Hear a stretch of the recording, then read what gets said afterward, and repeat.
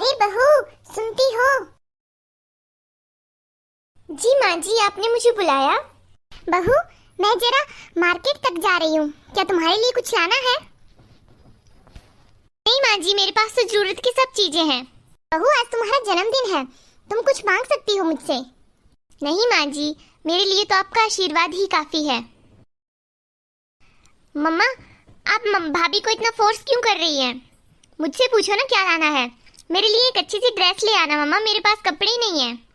पर तुम्हारा जन्मदिन तो है नहीं, जन्मदिन तो आज तुम्हारी भाभी का है, इसीलिए गिफ्ट भी तो सिर्फ तुम्हारी भाभी को मिलेंगे।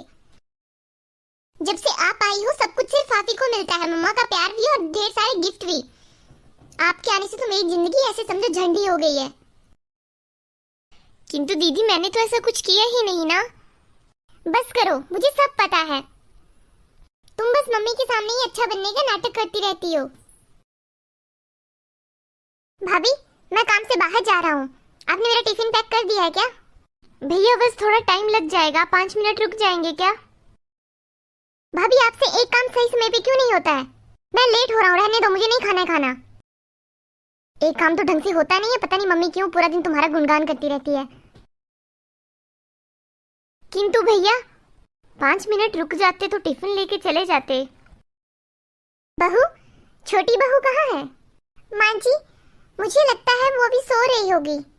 अरे नहीं, अभी तो दोपहर के सिर्फ 12 बजे हैं, ये तो खाना बनाने का समय है। तुम देखो जरा उसे। माँ जी, दीदी की तबीयत ठीक नहीं थी इसीलिए, परंतु उसने चाय बनाने को मना कर दिया। क्यों? माँ जी, आजकल वो कोई भी बात नहीं मानती है। घर का सारा काम भी मैं ही करती हूँ, खाना भी बनाना, कपड़े भी धुलने, झाड़ू पोछा सब काम मैं ही तो करती हूँ। उसको तो बस एक ही काम आता है, आपकी नजरों में अच्छा बनना। अरे बहू जाओ, तुम अपना काम करो जाकर, मैं खुद देख लूंगी। मैं भी तो पूछूं उसको, कहीं उसकी तबीयत तो नहीं खराब?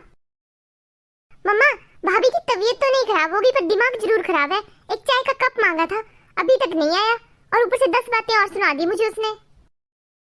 सपना, अगर तुम कुछ और बात बोलती तो मुझे हजम हो जाती, किंतु ये बात मुझे कुछ हजम नहीं हो रही कि बड़ी बहू ने तुम्हें 10 बातें सुना दी। हाँ हाँ, वो कल की आई तुम्हें ज्यादा लाडली हो गई मम्मा, और मैं तो कुछ हुई ही नहीं जैसे। तुम दोनों बस चुप करो, आखिर मैं भी तो देखूं बहू को हुआ क्या है, तबीयत तो ठीक होगी उसकी। भाभी, हमारा ये प्लान भी फ्लॉप हो गया, हम उसे मम्मी की नजर में बुरा कैसे बनाएं? कोई बात नहीं दीदी, कुछ और तरकीब सोचेंगे।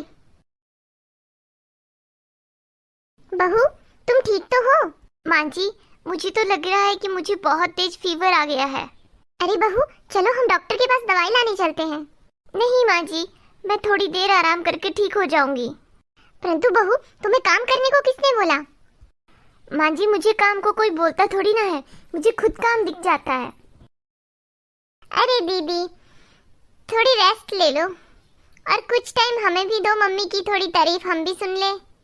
बहू, पहले तारीफ वाले काम तो करो, तारीफ तो खुद ब खुद मुख से निकल आएगी।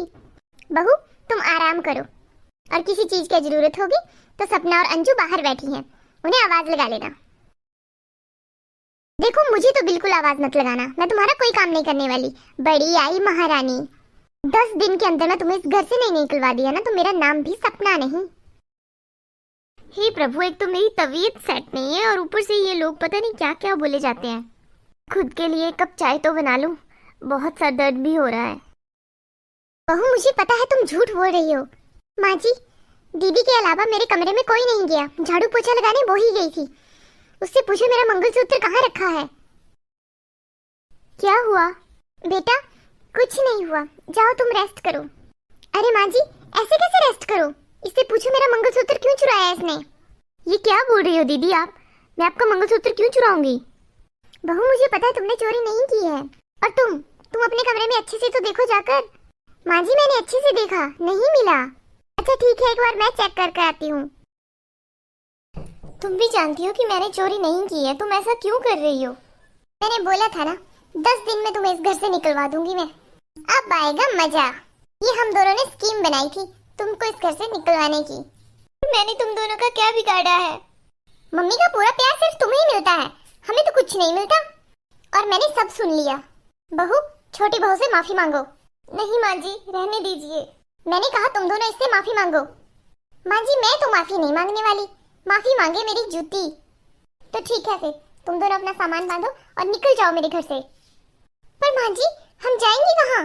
जहाँ मर्जी जाओ, अगर माफी नहीं मांगनी है तो निकल जाओ इस घर से। शर्म आनी चाहिए तुम दोनों को, एक ही घर में रहकर ऐसा बर्ताव करते हैं किसी से। मुझे माफ कर दो दीदी, मुझे माफ कर दो भाभी। कोई बात नहीं। तुम दोनों जानती भी नहीं होगी कि आज तुम दोनों ने मेरी बहू को कितना दुख दिया है। तुम दोनों को तो मैं बाद में पूछती हूँ। अरे दीदी ये प्लान भी हमारा फ्लॉप हो गया। बस करो भाभी, अब और प्लान बनाया तो हमारे इस घर से जाने का प्लान बन जाएगा। हमें तो खुश होना चाहिए। मैं कहाँ आपकी बातों में आ गई भाभी, मुझे तो सच में खुश होना चाहिए कि मेरी माँ इतनी अच्छी सास है। भगवान ऐसी सास सबको दे। हद हो गई ये तो, अब सास के साथ साथ ननद भी इसकी तारीफ करने लग गई।